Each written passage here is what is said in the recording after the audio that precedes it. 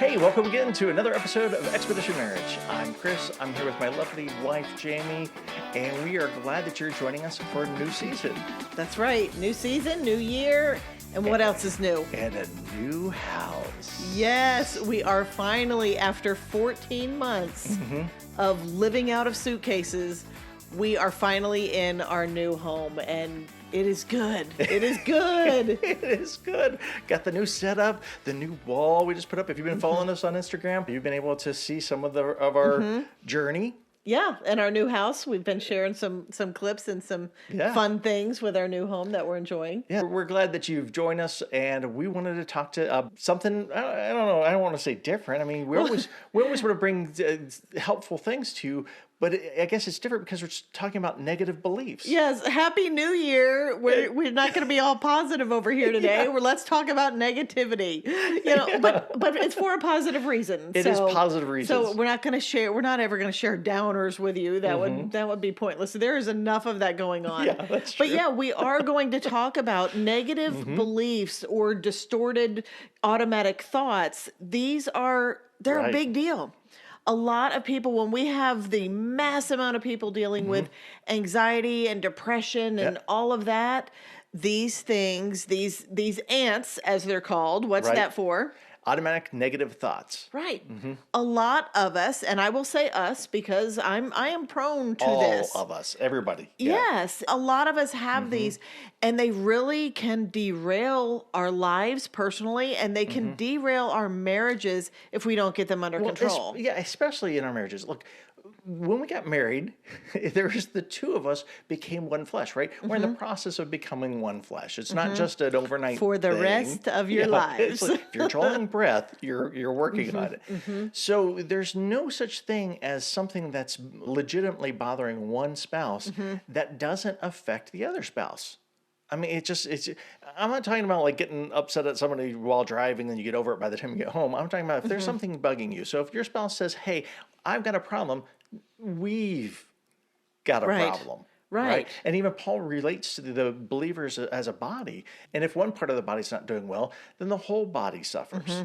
So we've got to be attentive to the things that are affecting the other person so that way we can be successful and thrive as a couple. That's right, because our thought lives, they matter. We're all familiar with the placebo effect, right? Explain that. Yeah, sure. Well, if they do studies and they're giving certain people medicines and they're giving certain people sugar pills, but they tell them it's medicine, and those who are getting the sugar pill will start to get better at the same rates, sometimes even at a better rate than those who are taking the medicines. Right, and it's because they're believing I'm getting medicine that's helping me, that's going to help me feel better and do better. Well, there's also something called the nocebo effect, and it works kind of the same way. Sure. But what it is there's been medical studies done where they had a group of patients who all had the same diagnosis, and they were all given this placebo pill. They didn't know that it was a placebo. They were given this pill and told here's the whole list of side effects. Right. Here's the side effects this drug comes with. Good luck. Yeah. Well, it was a sugar pill. It wasn't an actual medication. Well, 11% of those took it so extremely that they dropped out of the study because they said their side effects were so bad. Yeah, it was too much. Can't do it anymore. Just got to drop out of the study. Right. From a sugar pill. Right. It wasn't even because it's that belief. Our beliefs really impact us. And then there was another study of 270 patients. They all had the same arm pain. So similar situation again. Half of them were given pain pills. The other half were given acupuncture for treatment. Well, at the end of the study, the acupuncture patients did a little bit better overall. But almost all of the patients had side effects. But the problem is they weren't given acupuncture and they weren't given medication. It really came down to their bodies expecting and living out. Their bodies reacted to what their minds believed. Sure. Our beliefs are powerful. Right. And, a lot of our beliefs are built off of past experiences. So, things that have happened to in our lives, from childhood, prior relationships, work experiences, right? All that gets thrown into a bucket of beliefs, and Yeah. then based off of that, that's how we're going to interact and in the world. That's how we're going to feel our certain emotions, and we're going to respond in certain ways. And to one another. Absolutely. Yeah, and because when we start believing these things, if we're thinking something, we're automatically believing it's true. If we think it, it feels like a fact. And that's not always the case. But that can be a real problem when it comes to your marriage. And God already knew this. And it's why we Shocker. have like Philippians 4:8, you know, he tells us to think on whatever is true, whatever it is noble, whatever is good. Think Love that on verse. these things because it matters. And here we've got the medical community who entirely acknowledges that. Sure. You've got the mental health community. We for sure acknowledge it and see it all the time. They call it reframing. Yes. And then we've got scripture where God's saying from the beginning, this matters. What you're pondering on matters. What you focus on, yeah. Your thoughts, you've got this loop that can happen in your life, and we just go by this blindly often because if we believe it, we accept it, and we go about our day, or it affects us. So we have our thoughts that affect our emotions, and then our emotions usually lead to actions, and then those actions get repeated, and they turn back into thoughts, and more emotions, and more actions, Sure. and we're just going about our life without ever stopping to question what we're believing. And when you're married, you're going on this cycle and you're taking your spouse with you. Right. Yeah. There's no not taking them with you. Right. So, and one of the things that feeds into or adds into part of the beliefs, not only is the past experiences, but also what Jamie and you had talked about, these automatic negative thoughts, ants, or distorted automatic thoughts. I like personally the ants because They come with a visual. well, especially in this region in the South, not everybody has these black sugar ants that will just kind of pop out of nowhere. Yeah. When there's a whole bunch of them, it's easy. I don't know how they get in. And when he says pop out of nowhere, he's talking about in your house, wake up in the morning, and your counter has ants. Right. And so, and then you're trying to trace them down. I don't know where these come from. And sometimes there'll just be one. And it was like, where did this come from? But anyway, the point is they'll just pop out of nowhere, and there's not a lot of control about that. I like that because it's just kind of that visual. But I also like the idea or the term distorted automatic thoughts because I think that takes that a little differently. It's like knowing that you are looking through a lens that changes things. It's distorted. It distorts things, right? And but you don't know how much or how far. You might not know. It's kind of like that idea of someone getting glasses who maybe hadn't got glasses or they hadn't got a prescription updated in a long time, and they're like, "Oh wow, I can see." Yeah, well, and as soon as you're saying that, I'm thinking, I have really bad vision, or I had really bad vision. I got LASIK done about 20 years ago, and we had hardwood floors in our girls' room only back at our house in Florida. Recently installed. Yes, they were brand new, and I had gotten my LASIK surgery, and I'm in the kids' bedroom, and I'm yelling across the house, I'm, Christopher, what happened? What is wrong with our floors? I thought something like ruined our floors. It was wood grain. Yeah. It was wood grain. I And had the front never leg seen of the wood. Yes. Did somebody spill something on here? I had ruined. never seen it. And guess what? I had no idea that what I was seeing before was distorted until I saw and understood what the truth was. Yeah, no, absolutely. And I love that. And so we're going to go ahead and we have a list that we'll put in the show notes or put in the comments where you can go and get the list from our website. We're going to talk about a couple of the common lists that couples or common distortions. The common distortions. Yeah, that couples will run through. And I'm going to start off with fortune telling. Okay. Because if you've been listening for any amount of time, you know that I'm a recovering people pleaser. My name is Chris. Hi, Chris. I was waiting. I'm like, no self-control. He can't do it. For those of you who shared that you love that joke, thank you. Thank you. No. Quit reinforcing you keep this. encouraging me. No, stop it.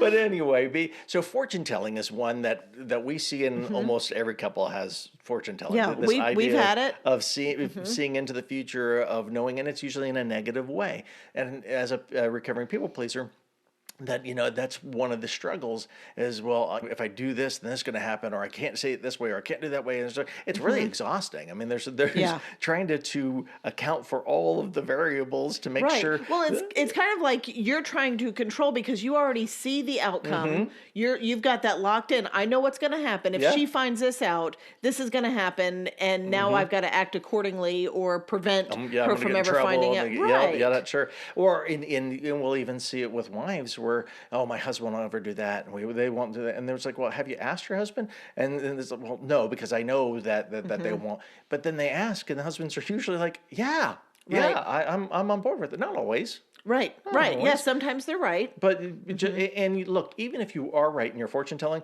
doesn't mean it's a good thing, Right. To just assume and just be that fortune teller and predict, well, I'm not going to ask because it's pointless to. Yeah, absolutely. We would recommend use your powers for good. That's right. That's right.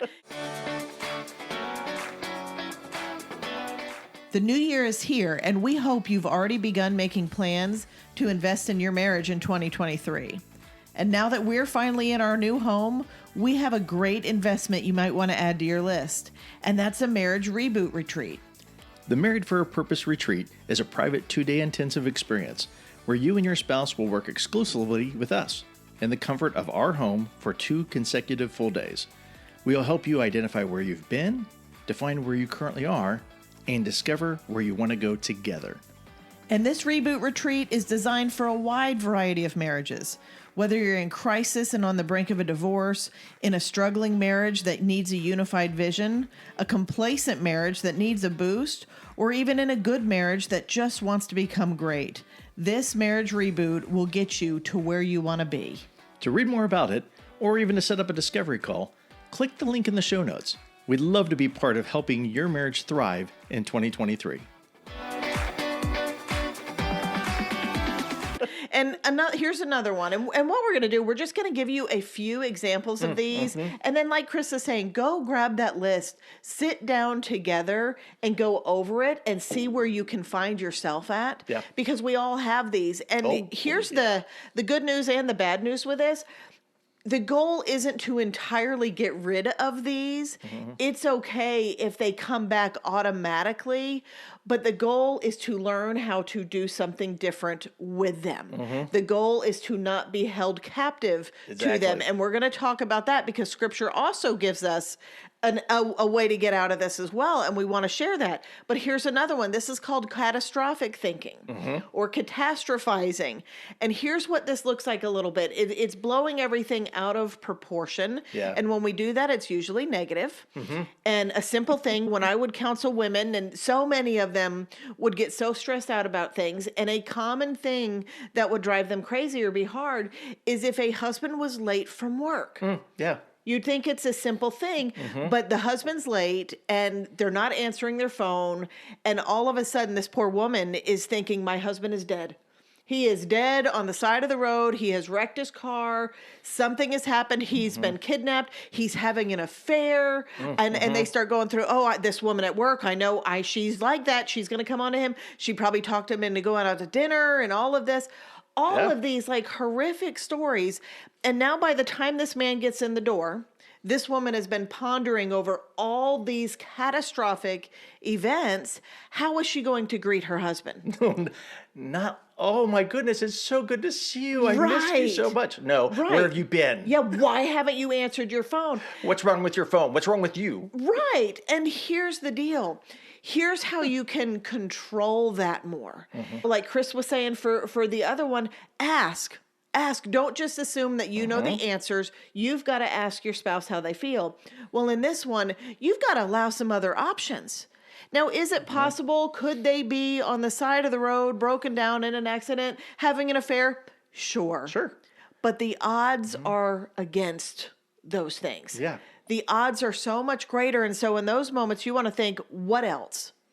What else could be happening? Because when you have that catastrophic thought, you instantly feel that anxiety. Sure. You instantly, that your worry increases, your fear increases. Well, because thoughts feed into the emotions. Right. And because you had that thought, then now you have big emotions, and those big emotions are now driving your actions. They're driving your Yes. And responses. so now I'm calling my husband over and over and over, or I'm going to unload on him when he walks in the door. Do you know what you've done to me? Right. And instead of that, it's dialing it back a little bit and going, okay, yes, he could be in an accident, but he also just could have stopped to get gas. His phone battery might be dead. His boss could have called him into the office. He could be buying me flowers. He could be stopping by the grocery store to pick up something to help me. There are other options on the table. And when we have catastrophic thinking, we wipe them all off and just go with the worst case scenario.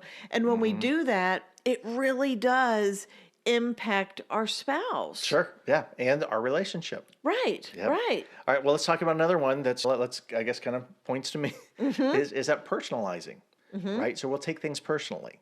So that's a challenge again that some pleasers and avoiders will have. I think we're all doing this one. I know, that's true. Well, but like pleasers and avoiders, they'll be like, oh, they're mad at me.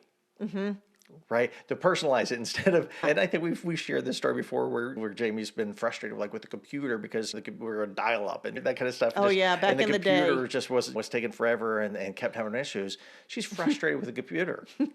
I thought she's frustrated with me. Yeah. Right? And so a lot of people will fall into that, oh, they're mad. It must be something I did. And when you feel that way, you get on the defensive My thoughts really will quick. feed to those emotions. I'll get amped up.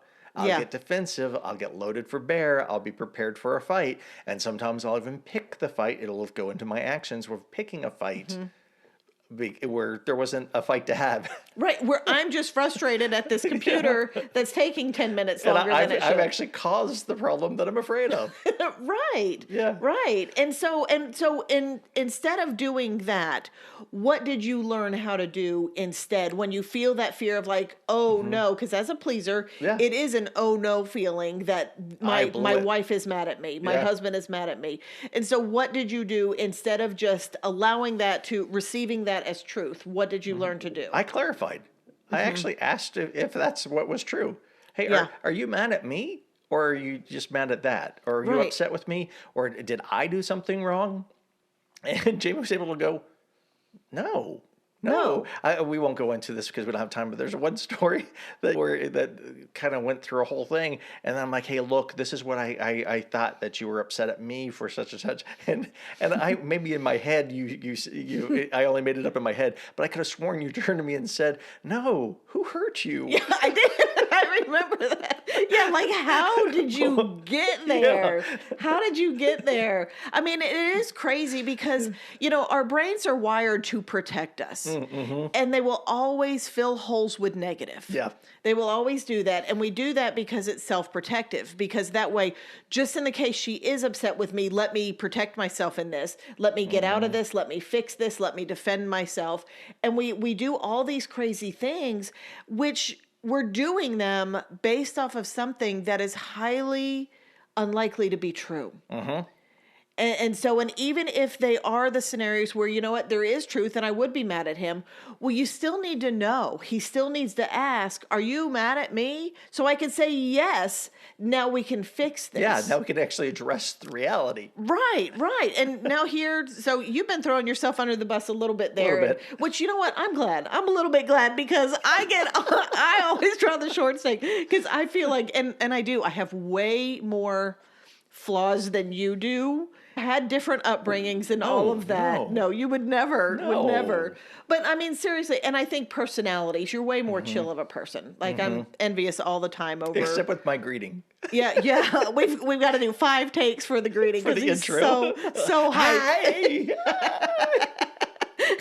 No self-control.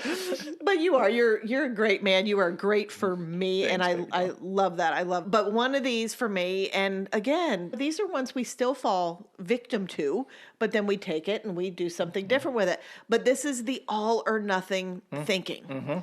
Yeah, So, the black or white, all or nothing. and right now I want to say I do this all the time. Like I feel like Yep, all always, the time. and never are big words in my vocabulary. Yeah, absolutes being thrown around. Yes, and they matter, because if I'm thinking he never appreciates anything I do.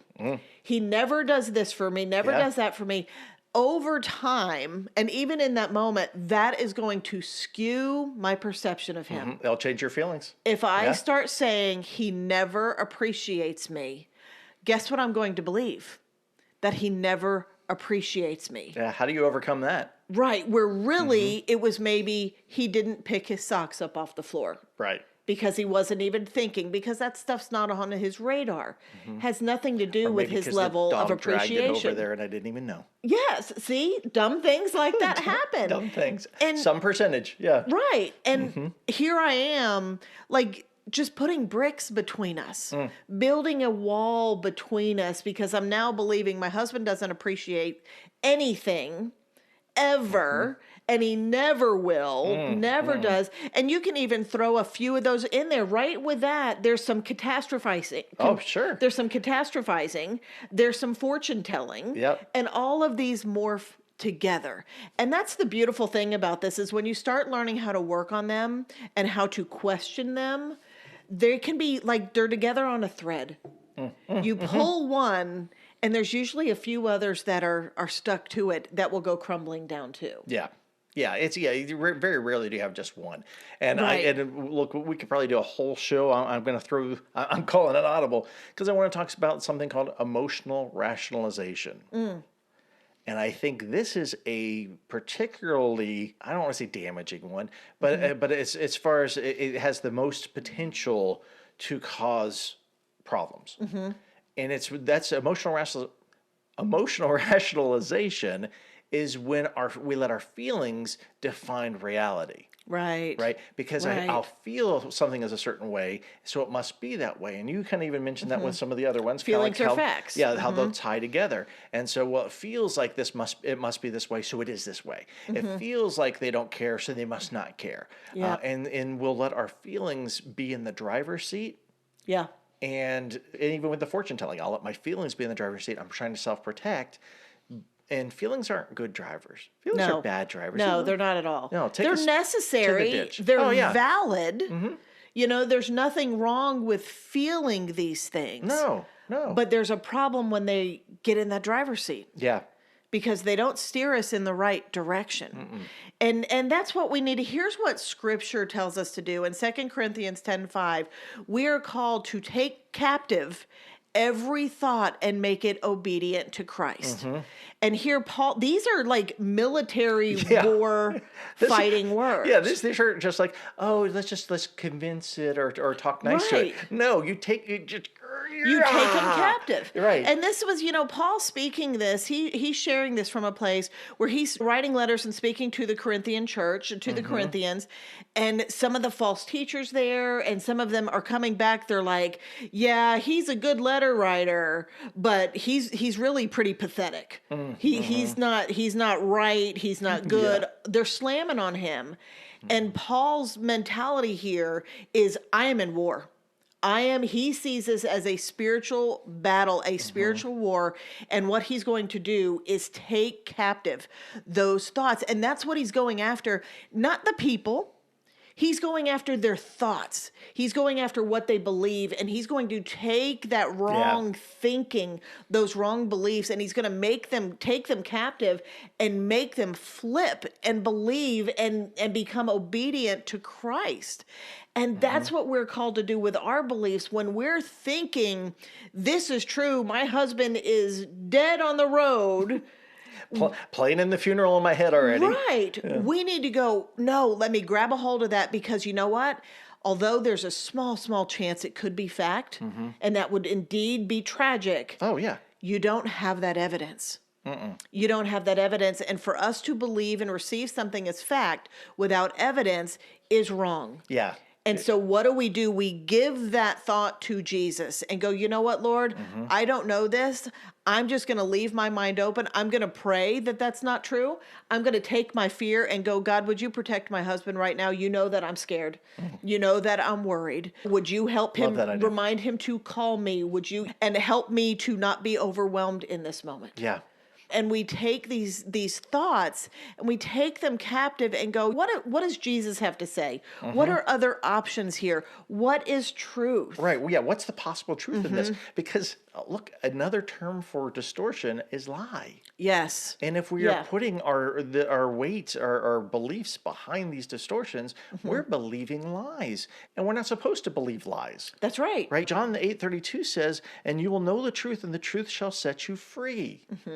Yeah, this way of thinking, these distorted automatic thoughts, they're bondage. Oh, yeah. It is bondage. We can have freedom in the truth of Christ, or in the truth, or we can have bondage to lies we're telling ourselves, lies the enemy is feeding us, lies our fears are feeding us.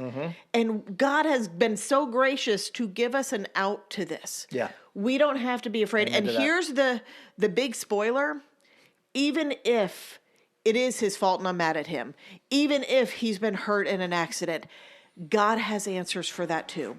He walks us through our disagreements, our conflict, our tragedies, our deepest fears. He's in all of that with us, and there's still a truth and a hope that can root us down.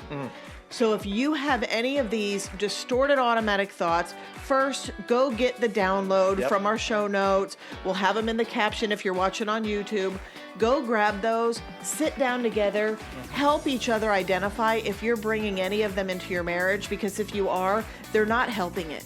They're not helping. And if you're listening to this by yourself without your spouse, and you know your spouse struggles, or if you do and you want to get them in to get some insight, forward this episode to them, share this with them, sit down and talk about it, because if you don't get your thoughts and your emotions under control, you're not going to be able to enjoy the journey.